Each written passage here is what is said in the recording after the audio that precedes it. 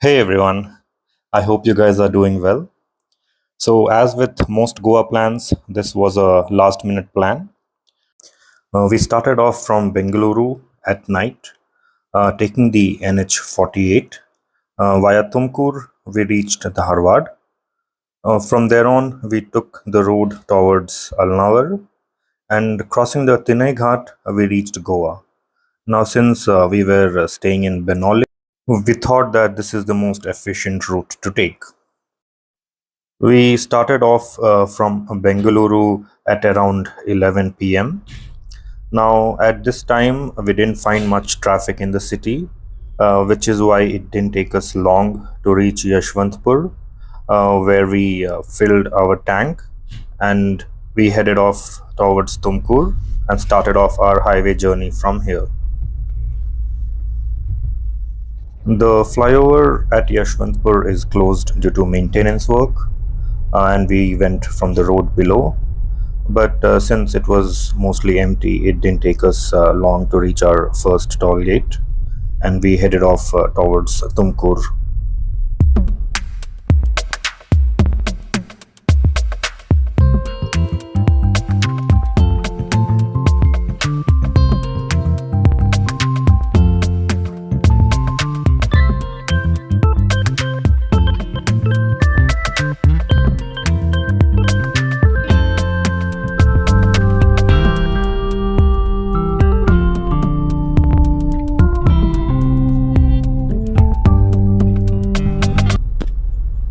Since the roads were mostly empty, it was not long before we covered our first 100 kilometers.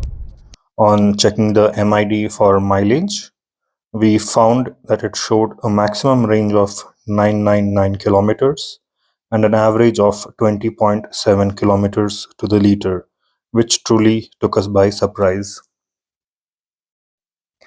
Talking about NH 48, up to Tumkur, it is a nice 2-lane per side road. Although the widening to 3-lane is going on, it never really hampers the flow of traffic. Beyond Tumkur, it is a nice stretch of 3-lane per side, that is 6-lane highway, which extends all the way to Dharwad.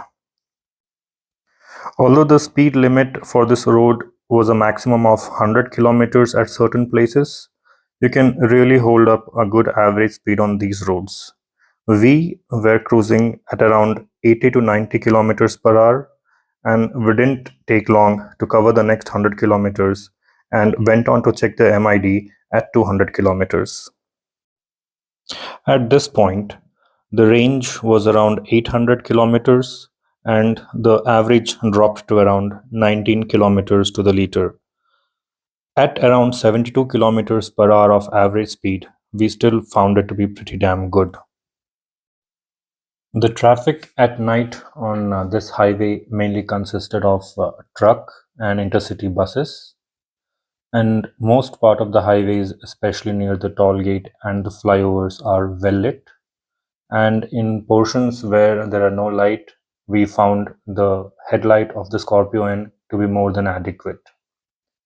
Although some toll gates, we did find the server to be very slow and it did not respond to the FASTag, and we had to wake up the toll operator and get it scanned manually.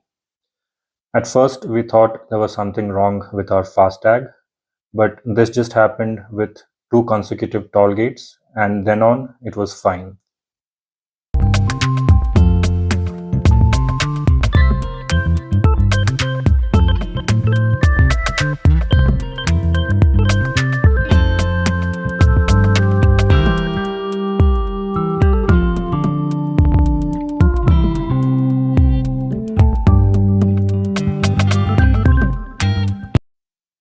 After driving for about 300 odd kilometers, the driver drowsiness detection system kicked in, and we too felt it was the right time to take a break. Now, the other good part about this highway is availability of refreshment stalls along the length, especially near the toll gates. We stopped for a nice hot cup of tea, and at these places we found the restrooms too were in usable conditions.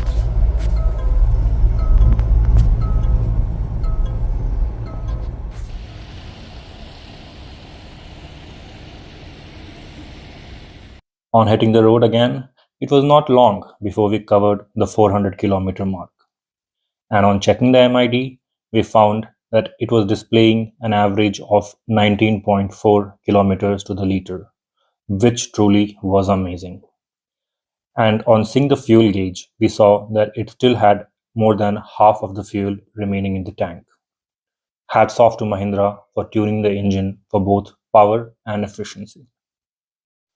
After crossing a toll gate in Hubli, we saw the 6-lane highway turn into a 2-lane highway, that is, 1 lane per side. And a word of advice would be, in case you're exhausted, it is best to stop at this toll gate and take some rest, as this 2-lane highway continues for the next 30 odd kilometers and there is little or no room to stop in the side.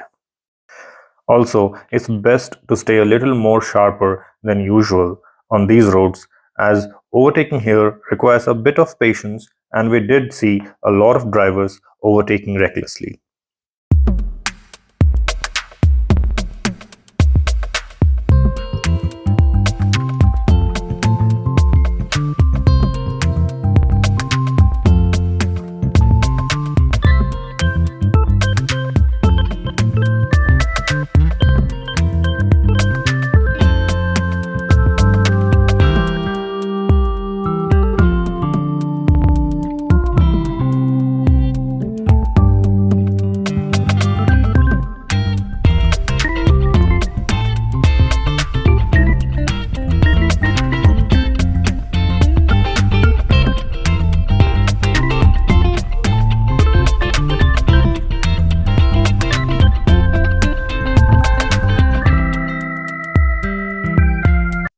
On taking the road towards Alnawar, we came across a toll gate that is operated by the government of Karnataka and it did not accept FASTag.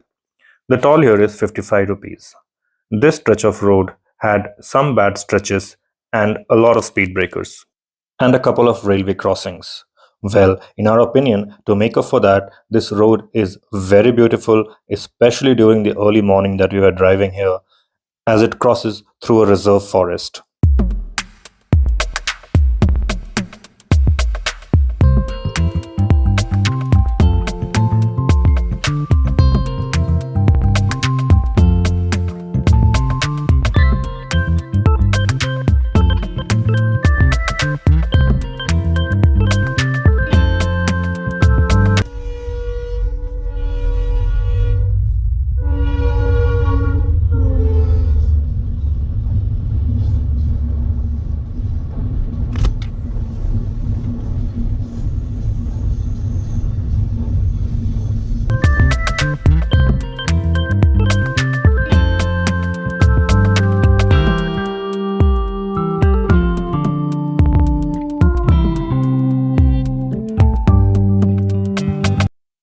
While most of the roads in the Tinai Ghat are of concrete, some of the stretches have virtually no roads.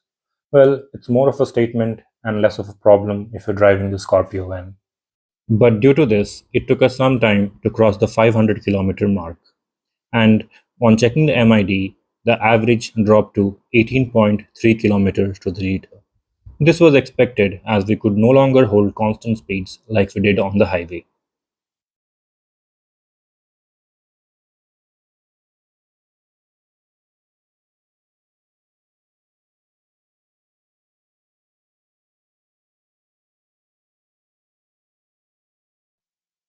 And as soon as we entered Goa, the concrete roads turned into beautifully laid tarmac roads, and it was a joy to drive there.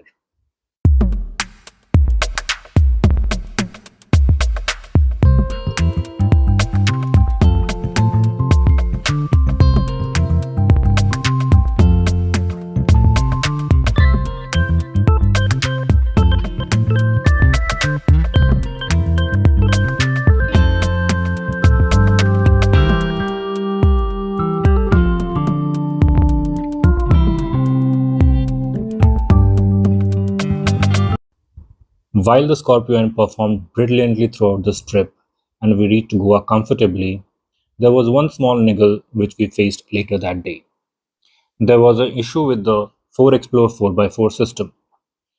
Now I have covered that in a separate video and I'm going to put the link of that video in the description.